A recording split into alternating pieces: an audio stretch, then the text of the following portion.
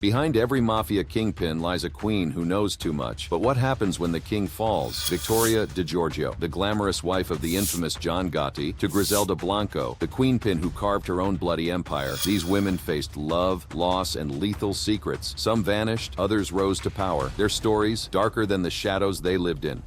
Virginia Hill. Virginia Hill was a notorious American gangster's moll who was known for her beauty, lavish lifestyle, and close association with some of the most powerful mobsters of her time. She was born in Waldron, Arkansas in 1916 and moved to Chicago as a teenager. There, she quickly fell in with the city's criminal underworld. Hill's first major relationship was with Joe Adonis, a high-ranking member of the Luciano Genovesi crime family. After Adonis died in 1935, Hill began dating Benjamin Bugsy Siegel, another powerful mobster affiliated with the Jewish mob. Siegel is highly accredited as a contributing member in the development of the Las Vegas Strip. Virginia Hill was instrumental in helping Siegel to develop the Flamingo Hotel, the first major resort on the Strip. Hill and Siegel's relationship was passionate and tumultuous. They were known for their lavish spending and extravagant parties. However, Siegel's gambling debts and his involvement in the Flamingo Hotel's financial problems eventually led to his downfall. He was murdered in 1947, and Hill was left devastated. After Siegel's death, Hill continued to live a lavish lifestyle. She was romantically linked to several other mobsters, including Frank Costello and Lucky Luciano. Hill's life came to a tragic end in 1962 when she was found dead in her hotel room in Austria. The official cause of death was an accidental overdose of sleeping pills, but there are many who believe that she was murdered. Hill's ending was really tragic, just like that Gladys Rosman Britton who turned a blind eye to Roy DeMeo's crimes and had to suffer later. Gladys Rosamond Britton. Gladys Rosamond Britton was the wife of Roy DeMeo, a feared and infamous mobster who led the notorious DeMeo crew. This group of ruthless contract killers operated in New York City during the 1970s and 1980s as affiliates of the powerful Gambino crime family. Known for their brutality and the chilling Gemini method, the DeMeo crew left a dark legacy in the city's criminal underworld. Born in Brooklyn, New York in 1939, Gladys grew up in a time and place where organized crime was woven into the fabric of the city's culture. She met Roy DeMeo in the late 1950s, and their whirlwind romance quickly led to marriage in 1960. Together they had 3 children, Albert DeMeo, who later wrote a memoir about his father, and 2 daughters. While Gladys was fully aware of Roy's criminal lifestyle, she chose to ignore the darker aspects of his work, focusing instead on the lavish lifestyle his illegal earnings provided. She enjoyed the perks of being married to a wealthy and powerful figure, relishing the luxurious homes, fine clothing, and high-end social circles that came with it. Gladys was often seen at glamorous events, mingling with other mob wives and families, appearing as a picture of grace and confidence. Despite her outward composure, the reality of her life with Roy DeMeo was likely far more complex. Roy's violent tendencies and his dangerous line of work cast a shadow over their family life. Her son, Albert DeMeo, would later reveal in his memoir how the family lived under the weight of Roy's violent reputation and how it shaped their lives. Gladys's decision to turn a blind eye to her husband's activities has sparked debate over whether she was a willing participant in the mob lifestyle or simply a woman trying to survive in a world of power, danger, and corruption. The next we have Catherine Greig, who tried hard to rebuild her life after husband's death. Catherine Greig.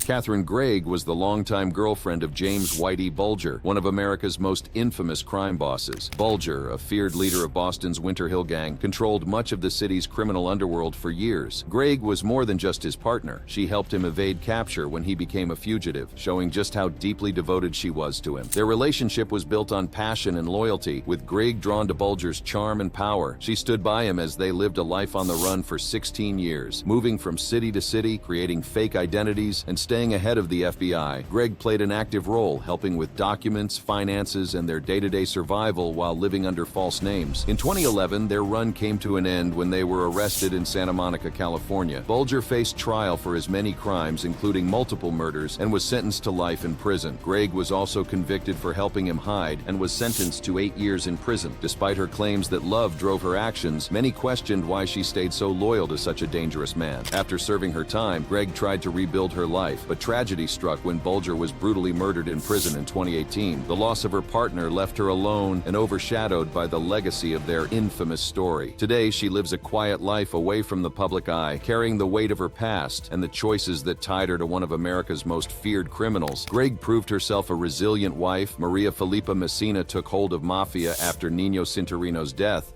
Maria Filipa Mesina.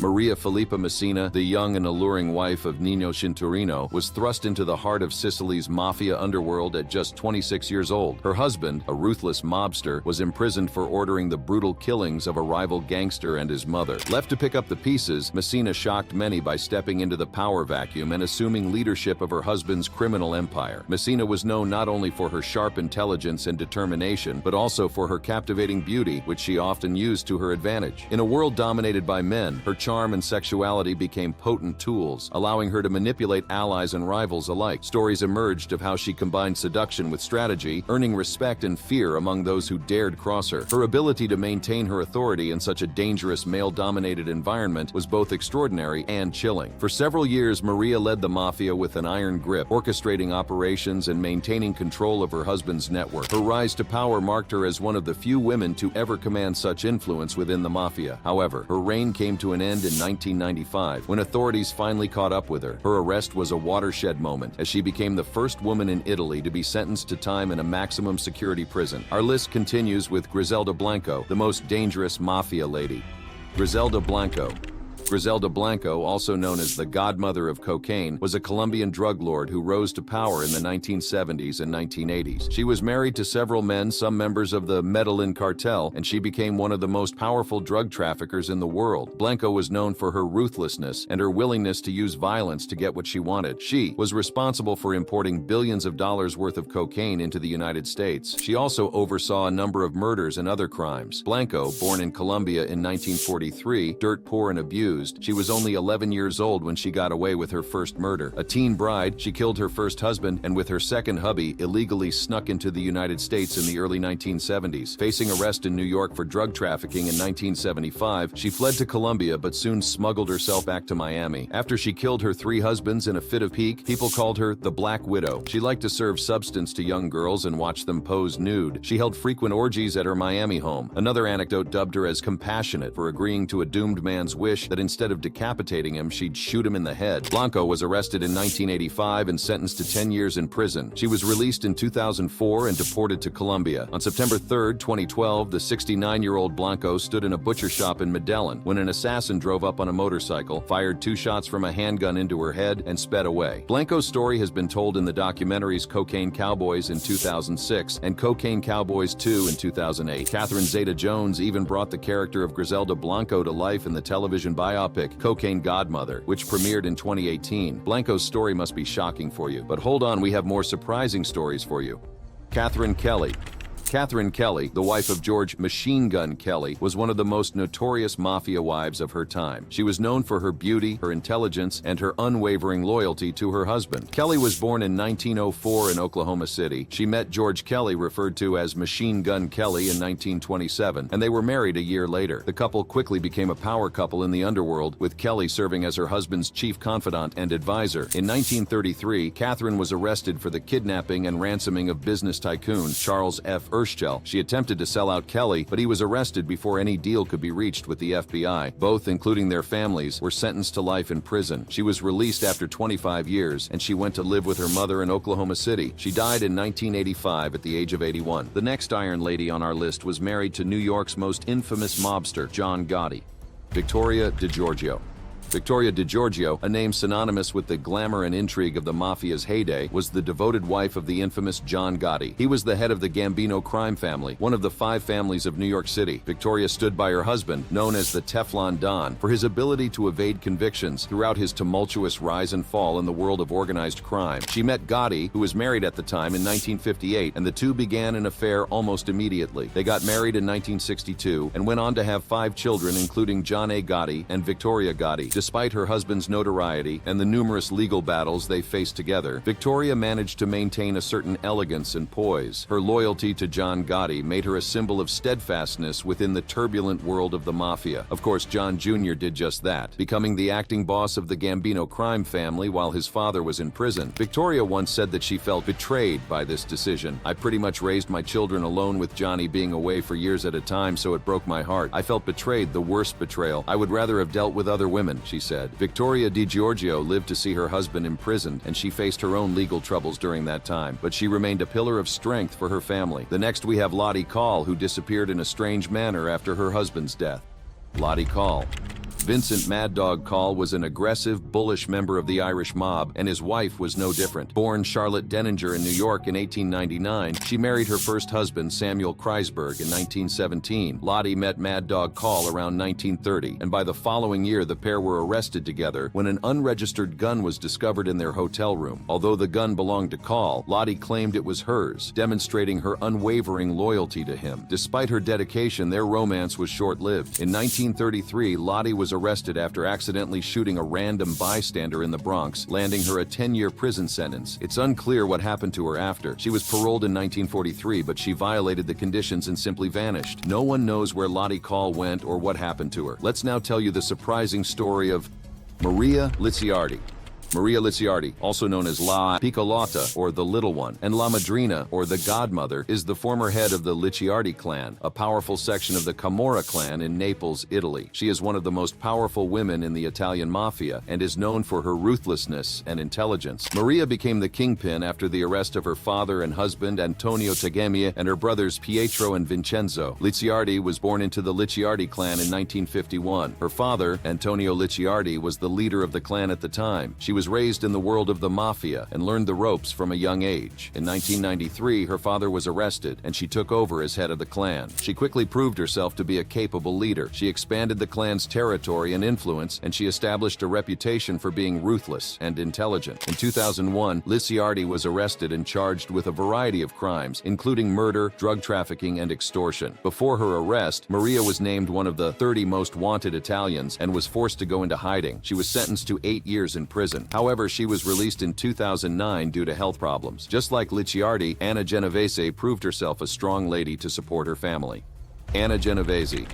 Of all the mob wives on this list, perhaps none were as glamorous as Anna Genovesi. She was the second wife of Vito Genovesi, one of New York's most powerful mobsters. The two got married almost immediately after Anna's first husband was mysteriously murdered in 1932. But Vito Genovesi likely didn't realize how controversial his new wife would be. Giovannina Anna Petillo, as she was known before she became a mob wife, grew up in New York City and was raised by Italian immigrant parents. In 1924, at the age of 19, she married her first husband, Gerard Vernautico, with whom she had a daughter, Marie, in 1927. Gerard worked as a baker, while Anna worked at a nightclub in Greenwich Village. It's unclear when she and Vito Genovesi first met, but she quickly caught his attention, and he wouldn't take no for an answer. After his first wife, Donata Ragone, died of tuberculosis in 1931, he set his sights on Anna. Then, in March 1932, Gerard was found strangled to death on the roof of a building. There was no conviction for the murder, but mob informant Joseph Valachi claimed that Vito had put a hit out on Vernautico. Anna Genovesi used her connections to create safe havens for queer people. She began running drag clubs and gay bars, using mob connections to keep the police away and forking over some of the profits to the Mafia in exchange. Her first club, Club Caravan, opened in 1939 and hosted some of the era's biggest drag queens. She also co-owned the 181 Club, which people referred to as the homosexual Copacabana. Meanwhile, Vito was exiled in Italy. For Anna, this was ideal. It also allowed her to explore her sexuality, and she reportedly had multiple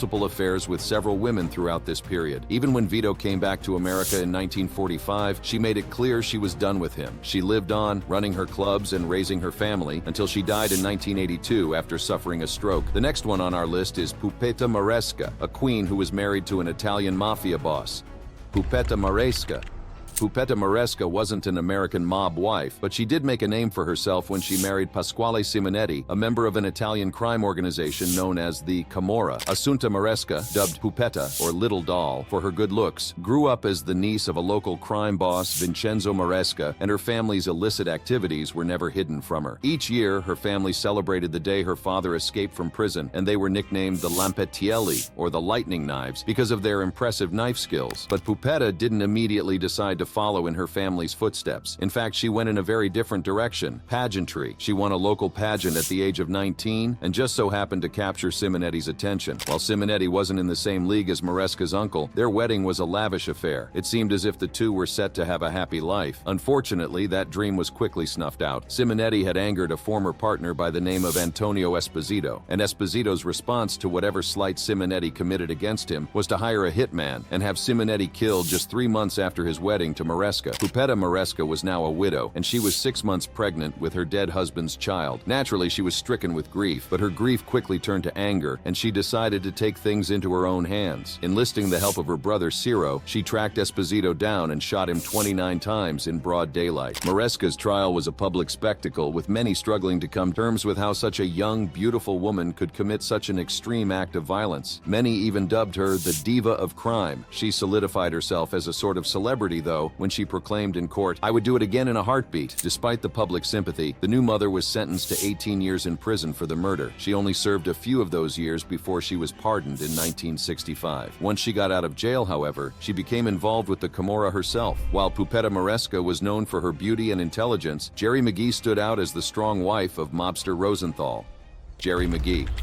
Growing up poor in Sherman Oaks, California, McGee and her sister often took on odd jobs to help make ends meet. As her sister Barbara said, Jerry hated being poor more than anything. After trying out a few different potential careers after high school, McGee found that nothing really suited her. She eventually relocated to Las Vegas, where she worked as a cocktail waitress and showgirl. However, she quickly discovered she could earn a fortune hustling casino chips, raking in an impressive $300,000 to $500,000 annually. Then she caught the eye of one of Vegas's most prominent figures, Frank "Lefty" Rosenthal, who remarked that McGee was the most beautiful girl I ever saw. Their relationship was far from a fairy tale. Rosenthal often doubted whether McGee truly loved him, as she had plenty of other suitors, most of whom were based in New York or California. However, McGee was reluctant to leave the excitement of Sin City. It was a friend's suggestion that led her to marry Rosenthal. After all, he was wealthy and already lived in Vegas, offering her the lifestyle she wanted without needing to move. According to Rosenthal, Jerry was in love with money. He had money, and he provided security for her, so she became a mob wife, but she wasn't the type to settle down and raise a family. The two fought often. McGee accused Rosenthal of having affairs. Rosenthal accused her of drinking too much and taking too many pills. He hired private investigators to keep tabs on her and then threatened divorce if she didn't have a second child with him. She did, but it only made her more depressed. Then McGee had an affair with one of Rosenthal's associates, Tony Spilotro, and their marriage reached a point of no return. Shortly after, Rosenthal was nearly killed when his car exploded in an assassination attempt. A few weeks later, Jerry McGee collapsed in the lobby of a Beverly Hills hotel, her legs covered in bruises. She had a lethal amount of cocaine, Valium, and whiskey in her system, and she died in the hospital 3 days later. The next story is about the wife of Mafia boss Al Capone,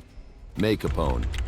Al Capone doesn't need an introduction. Capone ruled early 20th century Chicago, and he was known as public enemy number one to federal agents. He made a name for himself thanks in large part to prohibition and his ability to get booze to the American people. And right beside him, through it all, was his wife, May. May Capone was considered by many to be more than just Al Capone's wife. They called her his protector. By the time they met, Al was already becoming involved with some shadier dealings. He was 18 at the time, and she was a few years older, but the two quickly hit it off, and Al even managed to impress May's parents. May Coughlin, as she was known back then, was an educated Irish Catholic woman. Marrying a less educated younger man was seen by many as marrying down, but she clearly didn't agree. The two had their first and only child together before they were even married, eventually tying the knot in 1918. But despite May's commitment to her husband, he was far less committed to her. Eventually, Al Capone contracted syphilis, likely while working as a bouncer at a brothel. May Capone knew what her husband did for work, but it was his infidelity that caused her the most pain. She reportedly told her son once, "Don't do as your father did, he broke my heart." Always the picture-perfect mob wife, however, May Capone never left her husband's side. Even as syphilis caused his mental faculties to revert to those of a 12-year-old, she stood by him. In his later years, taking care of him became a full-time job for May that ended only when Al died in 1947. May Capone lived to be 89, but according to her granddaughter, she was never the same after her husband died. It's as if the house died when he did. Even though she lived to be 89, something in her died when he did. Another dangerous lady who built her own criminal empire is Stephanie St. Clair. Stephanie St. Clair was the notorious queen of the illegal numbers racket in New York's Harlem neighborhood. What followed was an extraordinary and daring performance by St. Clair, a haughty, profane, and driven African-American woman still at the peak of her authority as one of the wealthy bankers for the numbers racket in Harlem. By 1930, she was reportedly worth $300,000. Born in Martinique in 1897, she immigrated to the United States and quickly rose to prominence by running her own numbers racket in Harlem, an illegal lottery system that was hugely profitable. profitable. StCl was fiercely independent, often clashing with major mafia figures, including the infamous Dutch Schultz, who tried to take over her territory. Despite facing numerous challenges, she maintained control of her operations through strategic alliances and a sharp mind. Schultz did expand the numbers racket by 1935 to an estimated $100 million a year. He used his numbers whiz, Carl Abadaba Berman, to make sure that heavily bet three-digit numbers did not win. Berman bribed racetrack technicians to alter the numbers. After Schultz died, police found a telegram among his belongings. The message read, "Don't be yellow. As ye sow, so shall ye reap." Madame StCl, policy queen. StCl's prominence, however, faded thereafter. One of her employees, Ellsworth Bumpy Johnson, agreed to oversee the numbers in Harlem, but he worked for Luciano, whose family evolved into the Genovesi crime group. Johnson, a convicted drug dealer with about 40 arrests, died in 1968. StCl followed him in death later that year. Our list ends with Karen Friedman Hill. Born in 1946, Karen Friedman came from a Jewish family living in the Five Towns area of Long Island. Little has been made public about her young life up until the point when she met Henry Hill. It was 1965, and she was working as a dental hygienist when she met Hill on a double date as depicted in Goodfellas. But unlike in the movie, Karen's friend was seeing a gangster associate of Henry's named Paul Vario Jr., the son of local crime boss Paul Vario, and not Tommy DeSimone, the inspiration for Joe Pesci's character in the film. At the beginning of the marriage, Karen Friedman Hill was largely clueless about her husband's illegal mafia dealings with the Lucchese crime family. Based on lies he'd told her, she thought he was a bricklayer and low-level union official. The ostensibly normal couple then started building a normal life and had two children, Greg and Gina, soon after marrying. Karen eventually got wise to her husband's criminal activities, but rather quickly managed to overcome any reservations she may have initially had. In fact, she confessed to Gina that the glitz and glamour of the gangster lifestyle were what attracted her to Henry. Things took a turn for the worse when Henry was sentenced to 10 years in prison for extortion in 1974, leaving Karen Friedman Hill to fend for herself with no help from Henry's gangster associates. Meanwhile, however, Karen Friedman Hill was actually having an affair with Paul Vario while Henry was in prison, and Vario did not take kindly to DeSimone's attempted. Henry, who'd bounced around across the U.S. and ultimately landed in Southern California, died of complications related to heart disease at the age of 69 in 2012. All the while, Karen has been living under an assumed name, and the details of her current life are not public. As we've seen, the wives of deceased mafia bosses often faced a complex mix of power, danger, and eventual obscurity. Some continued their lives in the shadows, while others found themselves caught in the aftermath of their husbands' criminal empires. Which story do you think was more tragic? Click on the cards on screen for more.